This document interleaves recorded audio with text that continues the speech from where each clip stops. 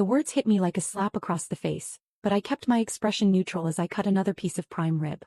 Around the polished mahogany table, the Maxwell family Christmas dinner continued as if Uncle Robert hadn't just declared that I didn't belong.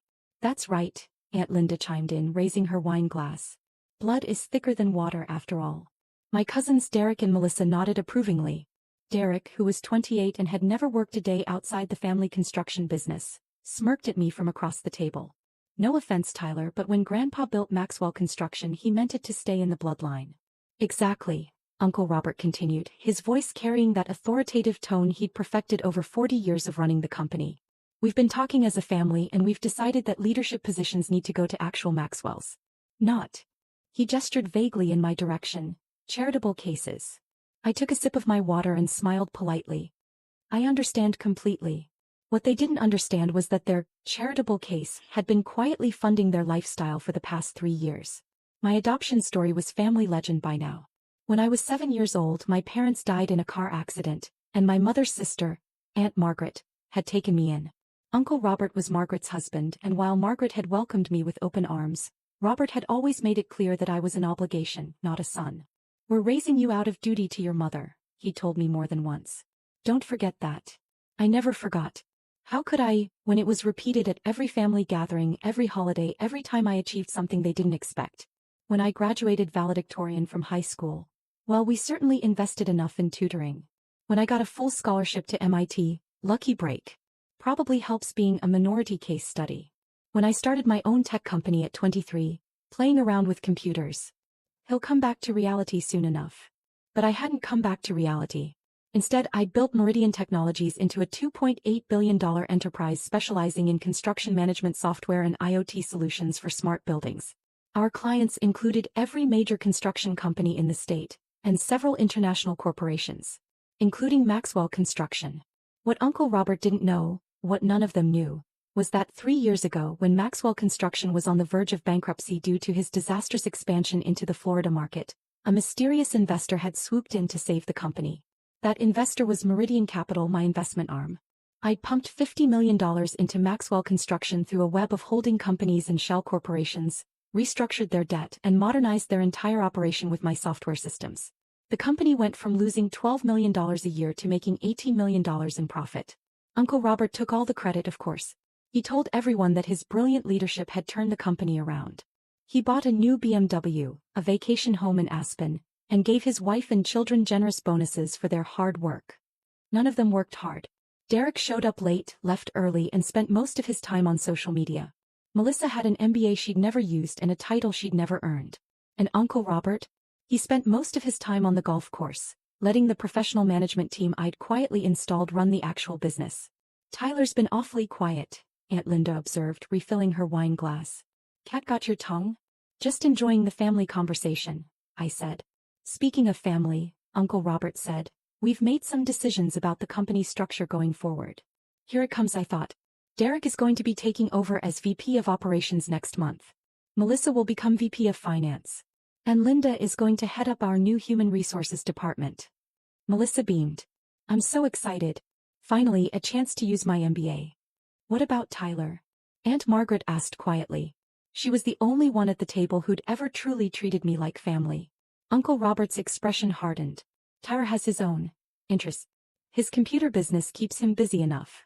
"It's not just a computer business," Aunt Margaret said defensively. "Tyler, tell them about that award you won." I'd recently been named to Forbes 30 Under 30 list for transforming the construction technology industry, but I hadn't mentioned it to the family. No point in creating more jealousy. "It's not important," I said. "See," Uncle Robert said. "Tyler understands his place. He's done well for himself considering where he came from. But Maxwell Construction is a family legacy. We need people who are truly invested in the Maxwell name." The irony was perfect. I was more invested in Maxwell Construction than anyone at that table. Literally invested to the tune of $50 million. "I couldn't agree more," I said. Derek leaned back in his chair, clearly enjoying his moment of triumph. "Finally, things are going to be run the right way. With real leadership." "Real leadership," I repeated. "That's exactly what the company needs." After dinner, I helped Aunt Margaret clear the table while the rest of the family retired to the living room to discuss their grand plans for the company. Through the kitchen doorway, I could hear Uncle Robert explaining how they were going to revolutionize the construction industry with their innovative approach.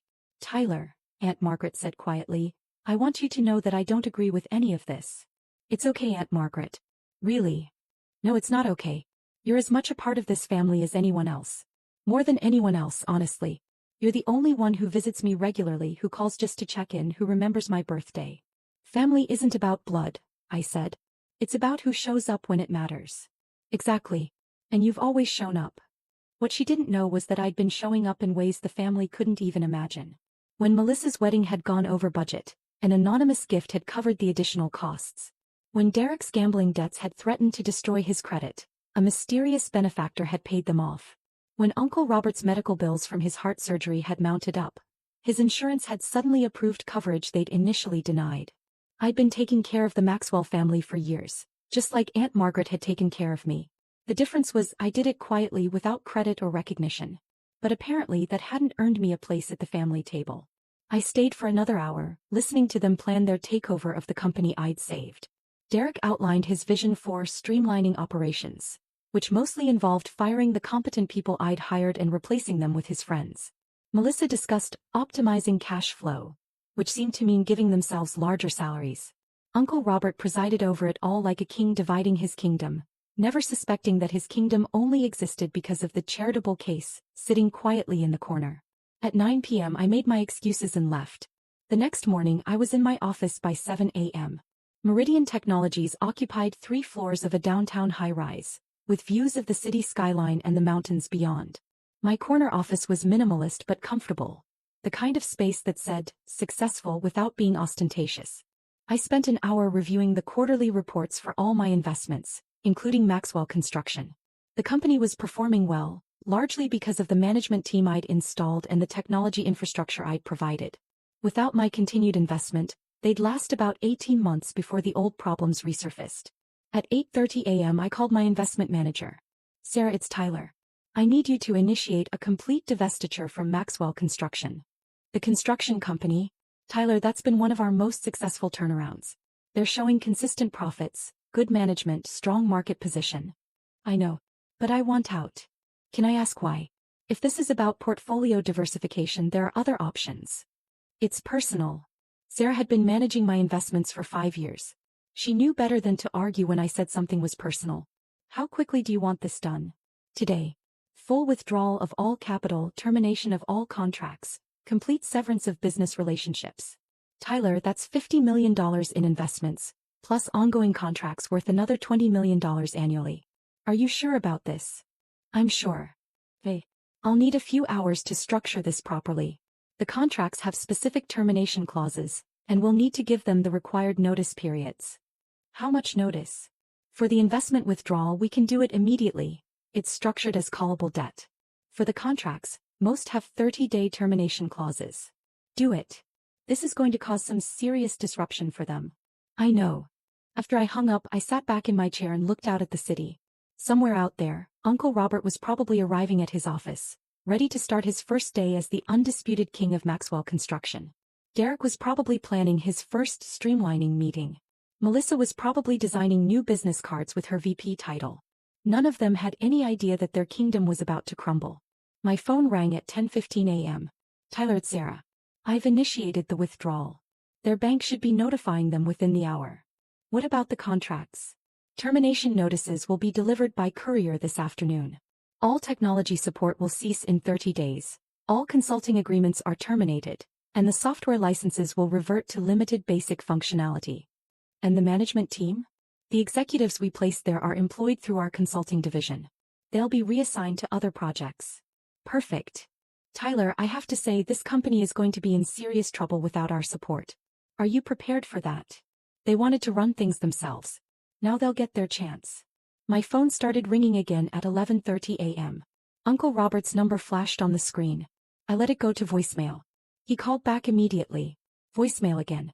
Then Derek called. Voicemail. Then Melissa. Voicemail. Then Aunt Linda. Voicemail. Finally Aunt Margaret called. Tyler, what's happening? Robert called me in a panic. He says their bank called about some loan being called in.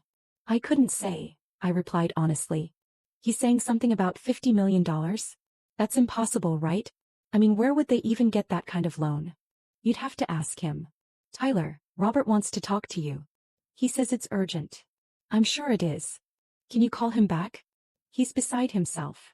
I'll think about it. I didn't call him back. Instead, I went to lunch with a potential client, spent the afternoon reviewing proposals for new investments, and had dinner with Aunt Margaret at her favorite restaurant. She didn't mention the family business crisis, and neither did I.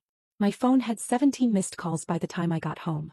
The next morning, Uncle Robert was waiting in my office lobby when I arrived at 7 a.m. Tyler. Thank God.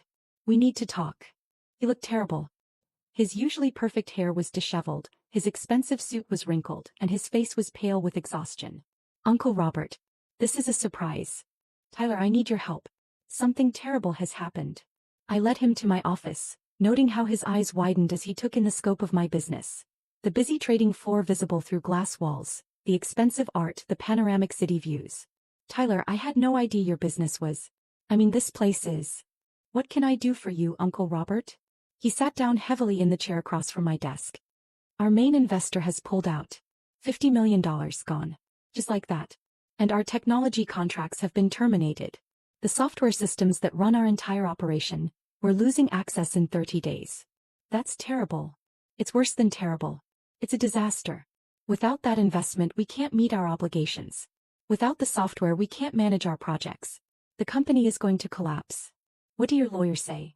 They say the contracts were written to allow exactly this kind of termination. Whoever structured this deal was very smart. There's no legal recourse. I'm sorry to hear that. Uncle Robert leaned forward desperately.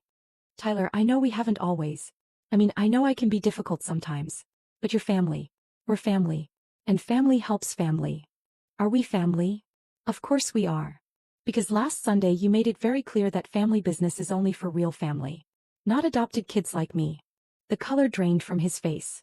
Tyler, I didn't mean. You said blood is thicker than water. You said the company should stay in the bloodline. I was wrong. I was completely wrong.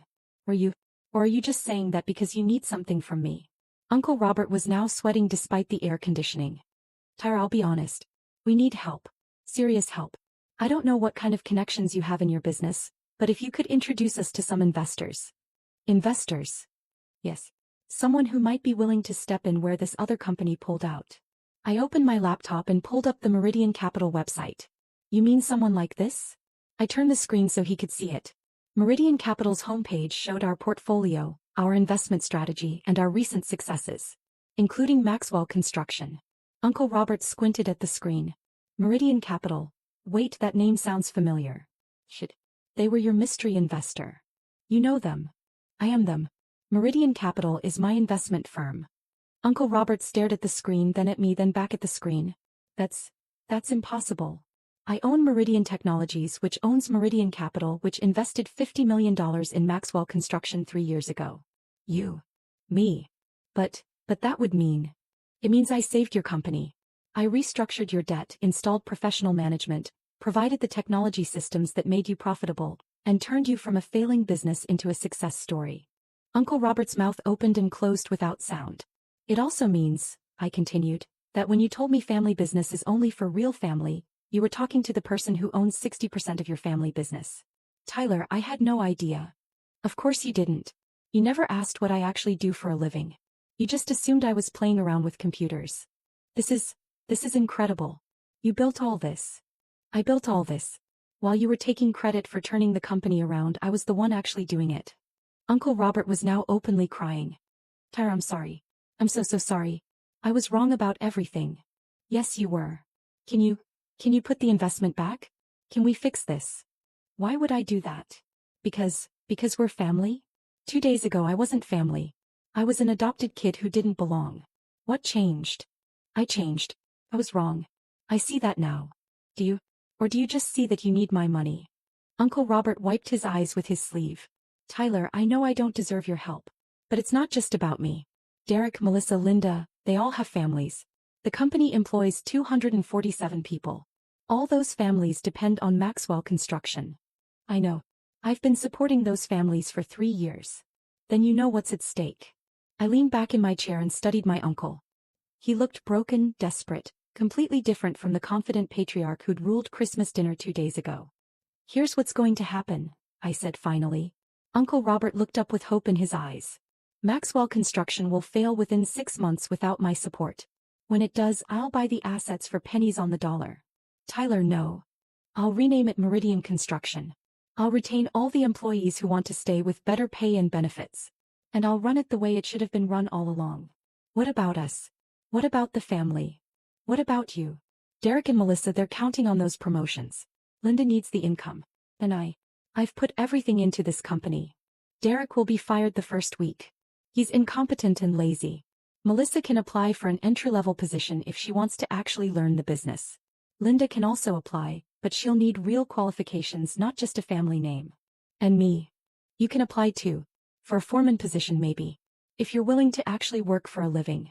Uncle Robert stared at me in shock. You can't be serious. I'm completely serious. You wanted to run a family business with real family only. Well, congratulations. You got exactly what you asked for. Tyler, please. We can work this out. I'll make you a partner, give you the respect you deserve. I don't want to be your partner. I don't want your respect. I want you to understand what it feels like to be on the outside looking in. What do you want from me? I want you to admit what you did wrong. I already said I was sorry. No, you apologize because you need my money. I want you to admit what you actually did wrong. Uncle Robert was quiet for a long moment. I treated you like you weren't family. Keep going. I made you feel unwelcome at family gatherings. Keep going. I dismissed your achievements and made assumptions about your success. And I never gave you credit for what you accomplished. What else? Uncle Robert's voice broke. I never thanked you for all the times you helped us. The anonymous gifts, the paid bills, the problems that just mysteriously went away. I know that was you. How do you know? Because you're the only one in the family who actually cares about other people. You're the only one who would help without taking credit. And I threw it all away because I was threatened by your success. I was jealous that the adopted kid had accomplished more than any of us. I sat quietly for a moment, letting his words sink in. There's one more thing, I said finally. What? You need to call Derek and Melissa and Linda. You need to tell them exactly what happened and exactly who I am. And you need to apologize to them for lying about the family business being blood only. Tyler, that will humiliate me. Yes, it will. Uncle Robert nodded slowly. And if I do all that? Then we'll talk about maybe restructuring the investment. Different terms, different management structure, different family dynamics. What kind of different terms? I'll own 80% of the company. You and Derek and Melissa can earn back equity through actual performance. Linda can apply for a real job like anyone else. And the management structure? Professional management that I choose, with family members earning their positions through competence, not blood. And the family dynamics? We start over. All of us. As equals who respect each other's contributions. Uncle Robert was quiet for a long moment. Can I ask you something? Sure. Why did you help us all those years? Even when we treated you badly? Because Aunt Margaret taught me that family isn't about blood. It's about showing up when people need you. Even when they don't deserve it? Especially then. Uncle Robert stood up slowly. I'll make those phone calls. Good. Tyler. Yes. I'm proud of you. I should have said that years ago. I watched him walk toward the elevator, looking older and smaller than when he'd arrived. My phone was already ringing. Sarah, probably wanting to know if I'd lost my mind. But I hadn't lost my mind. I just learned something important about family. Sometimes the people who love you need to lose everything before they can see what they already had. And sometimes the adopted kid becomes the one who saves them all. 3 months later, Meridian Construction was profitable again, with Uncle Robert working as a project foreman and actually enjoying honest work for the first time in years. Derek had been fired as promised, but Melissa was thriving in an entry-level position where she was finally learning the business from the ground up. And every Sunday I had dinner with Aunt Margaret, who always saved me a seat at the family table. Because she'd always known that the most important thing about family isn't where you come from. It's who you choose to show up for again and again no matter what.